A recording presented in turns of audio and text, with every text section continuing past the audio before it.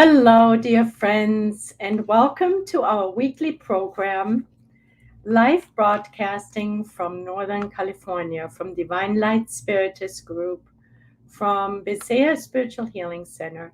And we are live broadcasting to the Facebook pages of both groups, as well as the YouTube channels. Dear friends, feel welcomed. We are continuing our study of the Spirit's teachings. Now, the Spirit's teachings of the Gospel according to Spiritism. So, what we're doing is we're picking up the Gospel according to Spiritism by Allan Kardec. And when we look at each and every single chapter, we see that it is categorized in, usually it starts off with some quotes from the Gospels, from Matthew, Luke, and so forth. And then Allan Kardec gives his commentary. And after that, the Spirit's teachings come in. And the Spirit's teachings are further elucidations on the subject matter of any specific chapter. And it is by different spirits that Allan Kardec picked out as our resource. And we have been studying consecutively, chapter by chapter, the Gospel, but only focusing on the Gospel according to Spiritism, on the Spirit's teachings. So today we will be studying chapter 12. What we will be doing is just giving a very brief summary of the chapter as Allan Kardec presents it to us. And then we will focus on some of the Spirit's teachings that go hand in hand with chapter 12. Now, chapter 12 is entitled Love Your Enemies. What does that mean? Does that mean we have to move in with them, become lovers, or any of those things, hang out with them, go on vacations with them? Well, not quite, not necessarily at all. So here's what Allan Kardec helps us to understand. He says, loving one's enemies means holding neither hatred nor rancor. It means we have no desires of vengeance and we forgive their trespasses. We are not setting obstacles into their way, and we're not setting obstacles to reconciliation. And we want the good for them. Furthermore, we are rejoicing instead of being upset at their well-being. We do not wish them any harm. We're repaying essentially good for evil. Dear friends, that is our recipe for success. Right there, we could just finish our study for tonight, because this really puts it into a nutshell of where our work lies. Now, we know here on planet Earth, it is easy to be surrounded by perceived so-called enemies. But if we feel we have a number of them, those that give us grief, those who push our buttons, who trigger us, here is the recipe for success. Now, you can find this on page 201, and it is this version of the Gospel according to Spiritism. So these were Allan Kardec's words. Now, we want to add that Allan Kardec stresses that Jesus did not condemn self-defense, which means he says we have all the right to defend ourselves when our lives are at stake, when we feel threatened. There's nothing wrong with defending our lives. That you can find on page 205. But what he says Jesus did interdict and did condemn was vengeance. So vengeance is not chill, but self-defense is okay. All right, friends, if you want to flesh that out, of course, please read the chapter. But what we will be doing is now switching over to the Spirit's teachings of chapter 12, entitled Love Your Enemies. And the first aspect, of course, is vengeance. All right, let us move to our little PowerPoint. So this Spirit's teachings of tonight entitled Vengeance is by a spirit called Jules Olivier in Paris, 1862. And let us just share our screen here for a moment. And hi, Tony. Thank you for joining, dear friend. Lovely to have you here. And thank you, Teresa, for joining all the way from Vermont. So lovely to have you. Thank you, friends. So here we go. We're going to share the screen. If for some reason something is not working, please give me a call. I'm going to keep my phone closed. And let me know that something isn't working, okay? Because I like to trust, have faith into technology as well. So here we go. So now you guys should be able to see it, and we play from the start. So again, we find ourselves in the Gospel according to Spiritism. It is chapter 12, Loving Our Enemies, and we are focusing today on items 9 and 10. First one is vengeance. And here too, we're not reading word for word, so you're still invited to read the whole chapter. We're just picking out what we perceive as the highlights. Oh, oopsies, that was my book. All right, we hit the wrong button. But here we go. Vengeance is one of the last remnants arising from barbaric customs that tend to be erased among human beings. So vengeance is a barbaric custom. And we're on the way of eradicating vengeance. And let us remember, Allan Kardec reminded us that vengeance was something Jesus condemned. Like dueling, it is one of the last vestiges of those primitive customs under which humankind struggled at the beginning of the Christian era. Therefore, my friends, this sentiment, namely the sentiment of vengeance, must never live within the heart of anyone who claims to be a spiritist. So, of course, the minute we claim to be spiritists, or if we say we're spiritist practitioners, or we even have a knowledge of spiritism, whatever we want to label ourselves, we hold more responsibility. That means we are held more liable if we fall into old habits. And we know from the book Thought and Life by Emmanuel, he dedicated a whole chapter to habits. Why? Because habits run our lives. Habits are is something in our lives that we need to become conscious of. There are so many habits that we follow we may not even pay attention to. And some of those, or maybe the majority of them, we don't know, stem from previous incarnations. So they're deeply rooted in our being. So vengeance is one of them. Sometimes it's like a knee-jerk reaction. And even just mentally, we go into that place. And so today we are revisiting that subject matter of vengeance, and we know it's a barbaric custom, and we know it needs to be eradicated in us, and we have no business calling ourselves spiritists if we still indulge in any form or shape of vengeance. So these are not my words, these are Jules Olivier's words. Then he continues, as you well know, vengeance is so contrary to Christ's prescription, and Spiritism is based and steeped in Christ's teachings. And what is Christ's prescription? What is the core of Christ's prescription? Do we have any idea? We find it everywhere in the teachings, and we find it at one of the core pieces, gifts that Jesus gave us, which has been unadulterated throughout the eons, ever since Jesus was alive.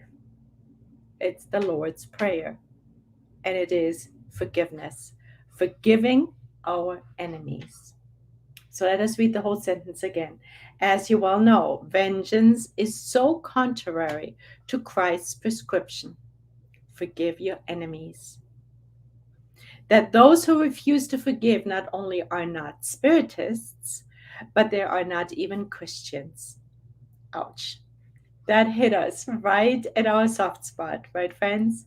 So this is a good reminder. It's a good little, uh, maybe even a little wake-up call that we need to put the light of a light of discernment in ourselves during our nightly review when we examine ourselves and get to know ourselves better, that we will also examine ourselves for any remnants of vengeance. And we know what vengeance is. We just read what Allan Kardec told us what vengeance is not, what we're not supposed to do. Is ill will, is wishing, putting stumbling blocks in other people's lives. It's fighting them physically, mentally, emotionally, and the whole 9 yards. We can go back to the chapter and study what Allan Kardec gave us.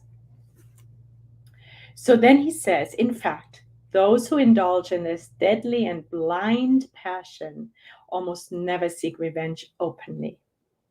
That's really interesting too, right? So it's a barbaric custom. It's based in a deadly and blind passion, and it is very often not practiced openly. Because when we practice vengeance, we are also cowards. We don't have the backbone to confront people directly. Vengeance is always behind people's backs. We don't go and say, hey, I'm going to practice vengeance towards you now, right? No, that's not how it goes. And here he reminds us of that. People who practice vengeance never seek revenge openly. More often than not, they put on a hypocritical appearance, hiding in the depths of their heart the evil sentiments that animate them. They secretly follow their unsuspecting enemies in the darkness and wait for the opportune moment to strike without endangering themselves. Now, it's one thing when others do it, and that's really painful when we are at the receiving end.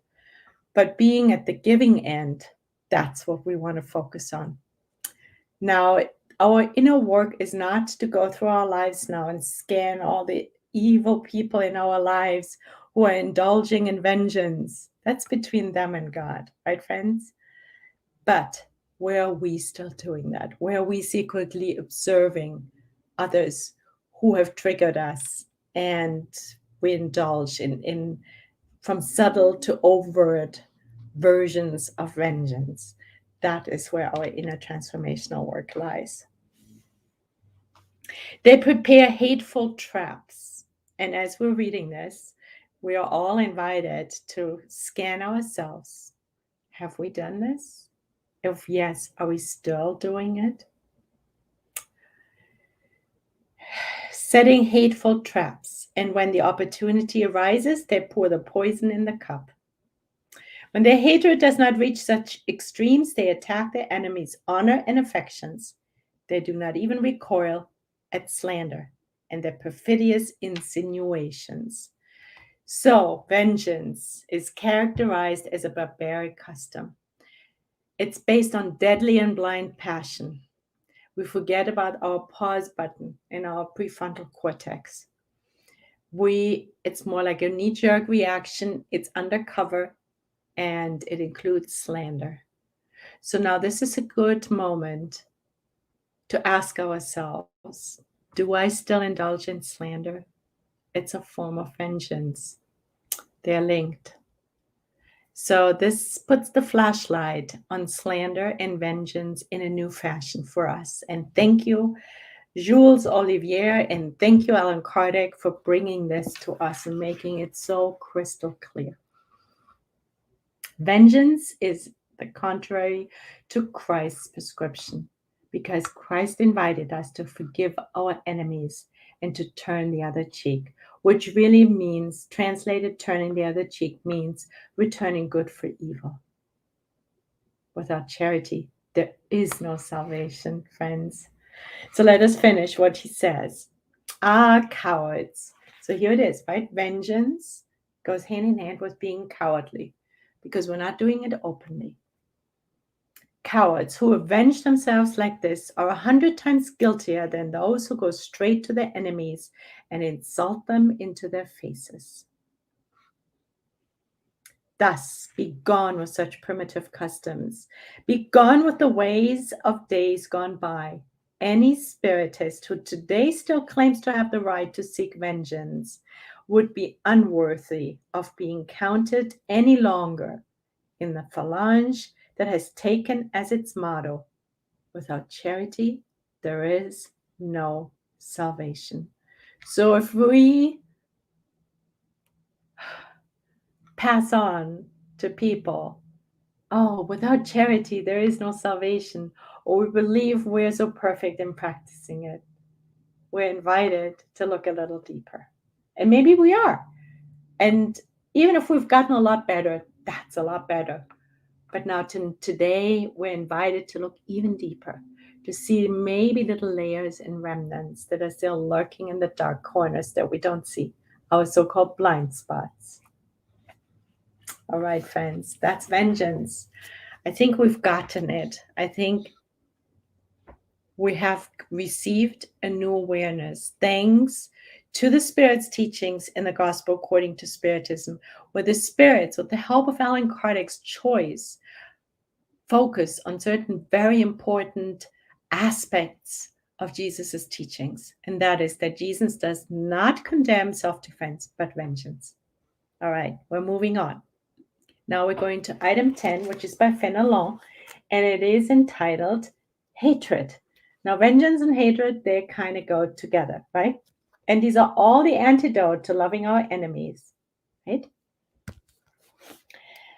So Fenelon says, love one another and you will be happy. How beautiful. It's so simple, friends, and it is so difficult. Isn't it so difficult to love everyone?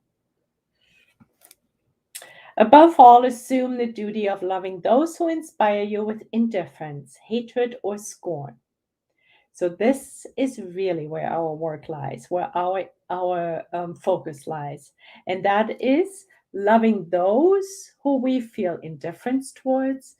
We see them, we don't even notice them, and it's like, I mean, they could be doing this, that, or the other, and we're not even paying attention. So indifference is one symptom for us to wake up. Am I doing something positive for these people? Starting with my thoughts. Who do I feel? And this is another question we may want to ask ourselves. Who am I feeling indifferent towards in my life? The next one is hatred. Who am I hating? Now that's a strong word, but maybe just having strong animosity, maybe that makes it clearer than hating. Hating is very strong, but hatred is what he says, or scorn. So let us ask ourselves that in the silent moment. Who do I feel indifferent towards? Who am I hating? Who am I scorning? Christ, whom you should make your model, gave you an example of such devotion, namely loving everyone. Excuse me, friends.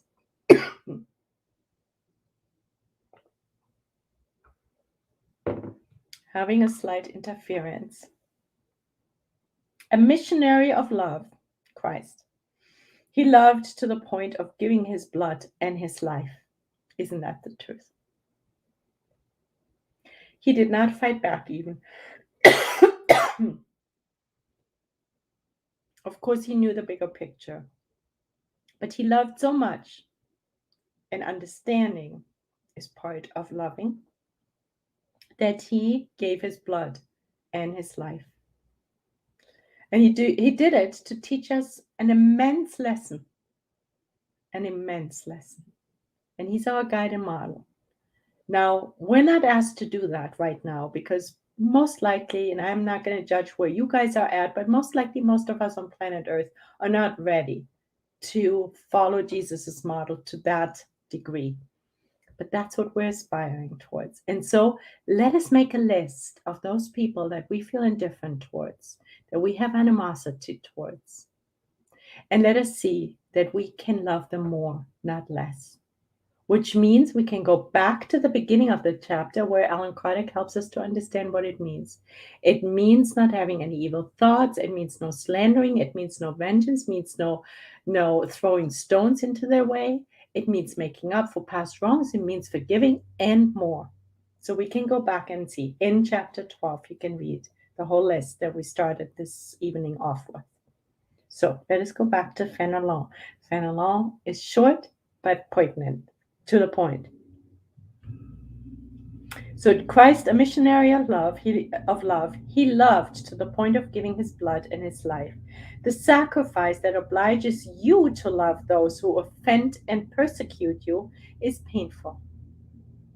So this is empathy. We know it's hard.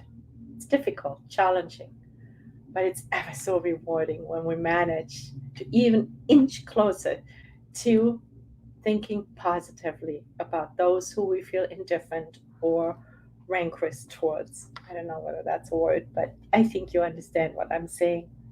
So let's go back here. But it is precisely this type of sacrifice that will raise you above them. And that's the other aspect. So they do something wrong to us, and we're holding rancor, and now we're seeking vengeance or slander them. And it's painful not to do. And the sacrifice of not indulging that, however, is what raises us onto a different plateau. Because otherwise, we're just as guilty as they are, and we're not even seeing it. We're not even seeing it, right? We're all guilty of that. But this is also something for us to pay attention to now. Even though the law of love wants us to love our brothers and sisters without distinction, it does not shield the heart against harmful conduct. On the contrary, it is the most painful trial. So harm does happen. Even if we go around and love everyone and we're really working on it, we're doing our very best, harm will happen. So let us be prepared. But let us not surrender and succumb to old habits of vengeance.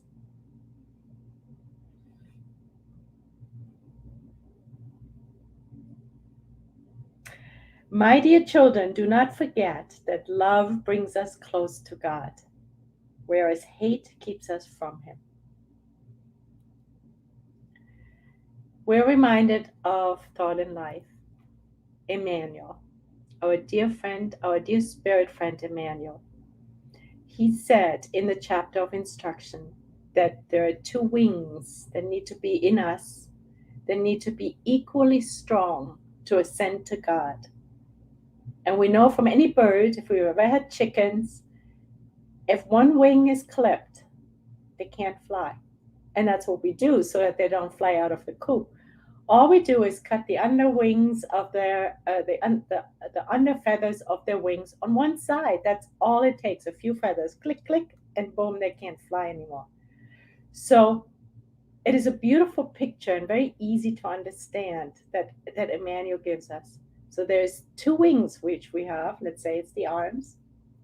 They need to be equally strong so we can fly up to God, ascend to God. One is knowledge, which is what we're doing, studying, putting the focus on certain subject matter so it comes back up and it's more alive in us. And the other one is love. It's practicing the good. It's putting the teachings, the moral teachings, and of course all the other teachings too, but right now we're focusing on the moral teachings into practice.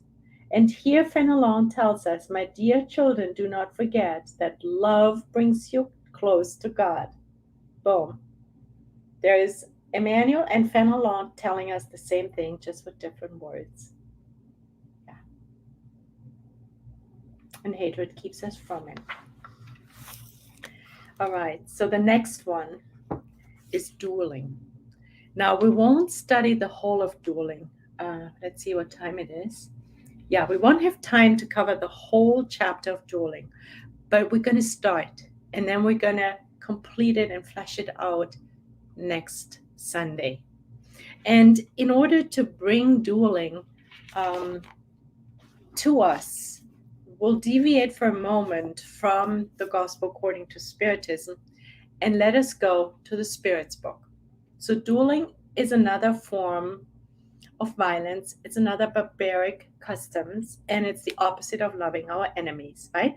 Because we looked at vengeance. Allan Kardec dissected from that subject matter vengeance, hatred, and dueling. Those are the three items, the three ways of how we do not love our enemies. Those are the three he picked because there were three big ones.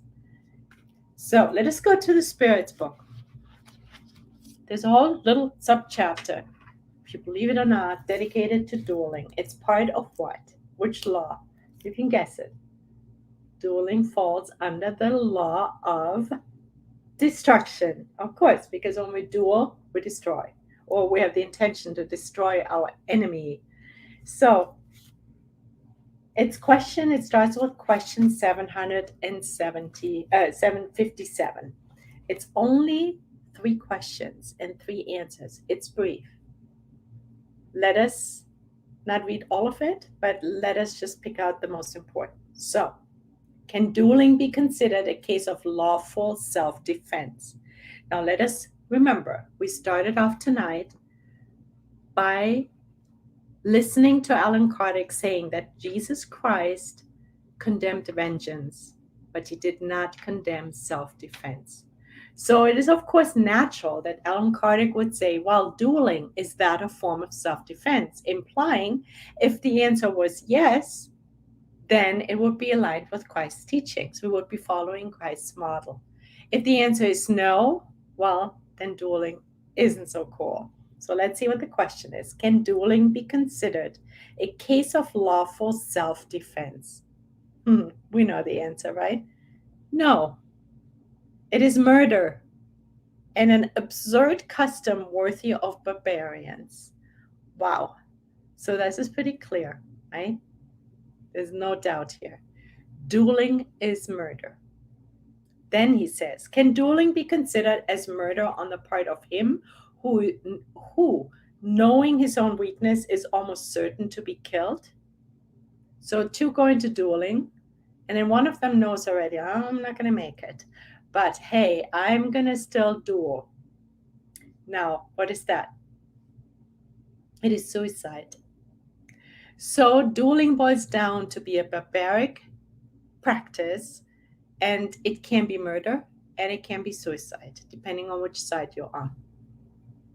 There's no winning with dueling. That's what's interesting. There's no winning because there's 2 sides to dueling, and it's either murder or suicide.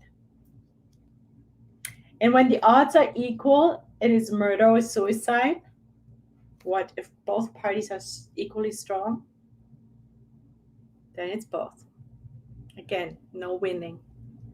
There's no way that that dueling is something we want to practice. And then 759, he asks, in dueling, what is the value of what is called the point of honor? So in dueling, what is the value of what is called the point of honor? When it's about honor, well, I cannot not duel because my honor is at stake. Well, why would that be? Again, we have a very easy way to guess. That of pride and vanity, 2 sources of humankind. So dueling is linked to vanity and pride. And we know that they are the root cause of all evil on planet Earth. So anything that's intimately linked to selfishness and pride, to vanity and pride, we know is not getting us closer to God. So dueling isn't it. Then he says, but aren't there cases in which honor really is at stake and where refusal would be cowardice? So are there any cases where our honor is really at stake and we need to fight back in order not to be cowards? Answer is, it depends on customs and usages.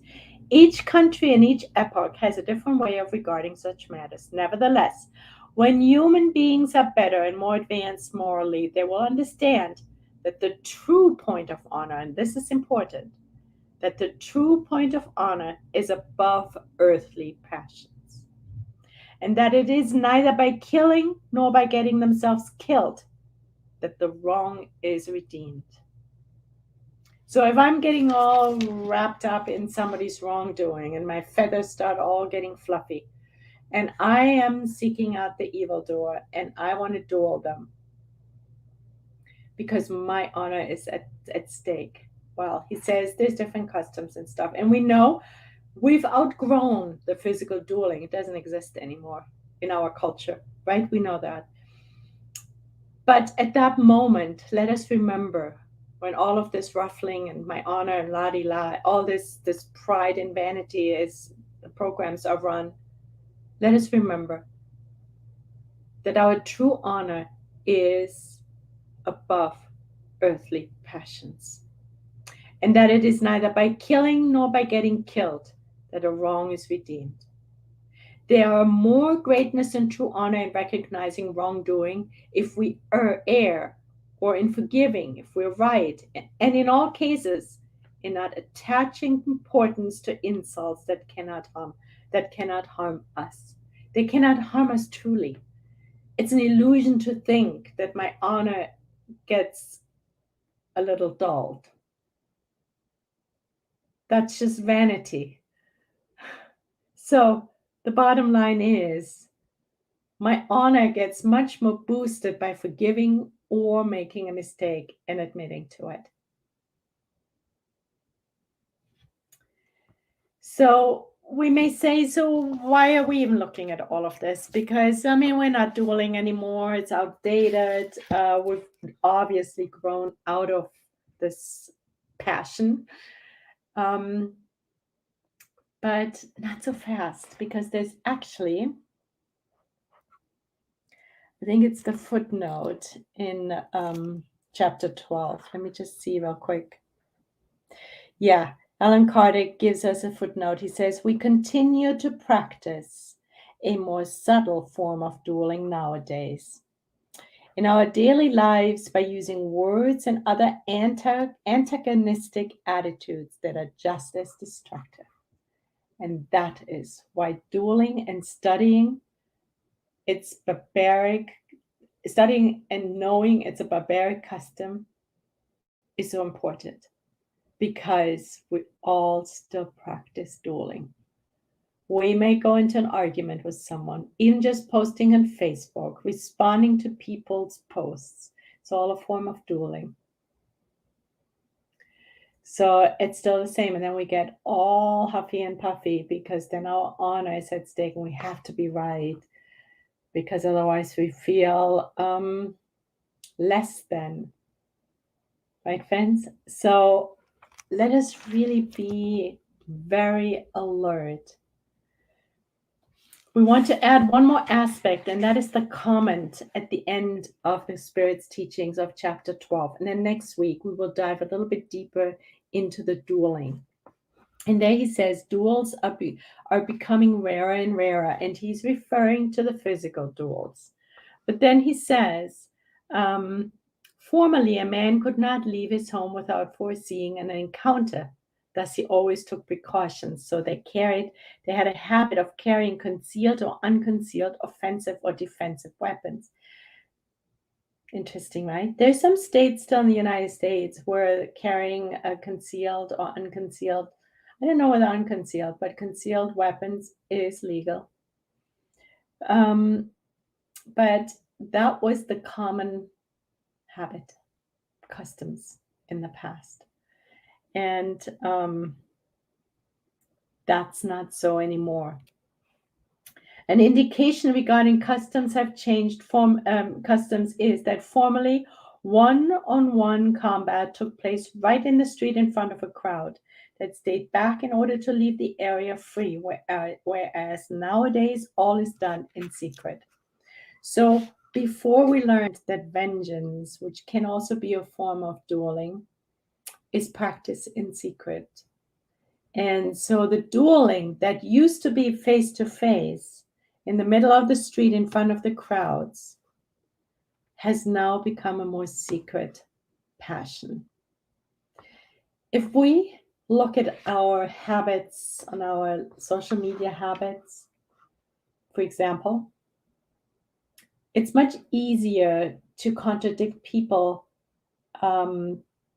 sitting in front of a keyboard in the privacy of our safe homes than actually being in a crowd and expressing those words to other people's faces when we're physically with them. We're much more cautious, right? So dueling, we know it's not cool to duel anymore. Somewhere we know in our conscience. But the habit, this ancient habit, is still clinging on. So now we're doing it secretly, thinking that nobody will notice. But we know God is always watching, right? There is no escape. Oh no. All right, friends, let us stop sharing. There we are. So let us wrap up for a moment and just see what we studied. Chapter 12 is about loving our enemy. And we know loving our enemy doesn't mean we have to date them, but it means that we at least have good thoughts about them, that we don't wish them evil, we wish them well, that we support them, that we pray for them, that we forgive their offenses. And we know that Jesus condemns vengeance, so we will not secretly practice vengeance towards them, which means pouring poison in one form or another, even if it's just mentally, into their cups. And we do not indulge in slander, which is a form of vengeance. And then we also won't and do not want to practice hatred, which is very much related to vengeance and dueling. We know that there is no salvation without charity. And being spiritists or spiritist practitioners or people who study spiritism, we have no business in holding on to these old habits. And these are, again, not my words, but these are the words of Fenelon and Olivier, those two spirits that remind us in all clarity to up the ante, to clean up our act even further. And dueling is just like vengeance and hatred. They're barbaric actions. And dueling is either murder or suicide or both at the same time. And we know we don't have a right to kill, not ourselves and not our brothers and sisters. So there's nothing even remotely aligned with God's laws, with God's will, with the law of love, with Jesus' teachings, when we fall short in loving our enemies, dear friends. Thank you so much for listening. This is such an important study, and we know it all already. We've heard it a million times, but we can never be reminded enough. It's like a little booster shot that we feel stronger now and more conscious of looking deeper inside of us in our nightly reviews, in our meditation, our prayers, to eradicate the last remnants of the ancient habits of vengeance, hatred, and dueling. Thank you so much, dear friends, for joining. Next week, we will continue our study of the Spirit's teachings of Chapter 12, which will be primarily dueling. Thank you for joining. Much love.